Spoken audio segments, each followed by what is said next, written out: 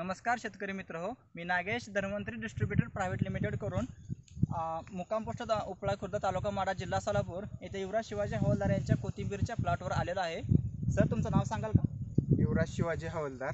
Sir तुम्ही कोथिंबीरची जी लागवड आहे ती किती दिवसापूर्वी केली होती काय सांगाल का?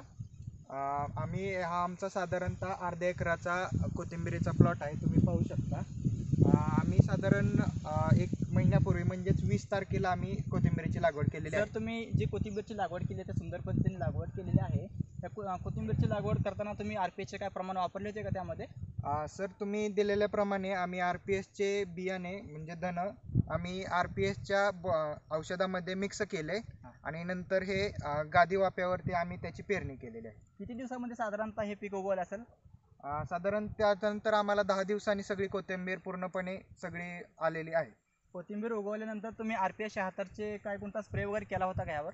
हां, कोथिंबीर आम्ही 10 दिवसानंतर जी उगवली कोथिंबीर त्याच्यानंतर तुम्ही दिलेल्या प्रमाणानुसार आम्ही RPSची फवारणी केली आणि तुम्ही आता पाहू शकता की RPSच्या फवारणीमुळे आमचे शेतकरी मित्र हो, तुम्ही पाहू शकता की युवराज शिवाजी हवालदार यांनी जे RPSची जी फवारणी केली आहे ती त्यांनी साधारणतः अर्ध्या एकरामध्ये RPSची अर्धा लिटरची बॉटल 100 लिटर पाण्यामध्ये मिक्स करून याची फवारणी केली होती। तर तुम्ही पाहू शकता की या RPS 76चे किती सुंदर रिझल्ट आलेला आहे आणि कोथिंबीरचे बघा जे उगवले आहे एक समान पद्धतीने उगवलेले आहे, तुम्ही पाहू शकता।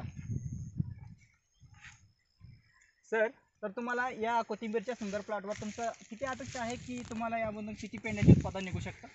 आम्ही साधारण या अर्ध्या एकरातून आम्ही 15 ते 20 हजार पेंडी गृहीत धरलेले आहे। तर शेतकरी मित्र हो, तुम्ही मार्केटमध्ये पाहत असाल की कोथिंबीरचा जो रेट आहे साधारणतः 5 रुपये ते 10 रुपयाला आपण एक पेंडी गृहीत धरू शकतो।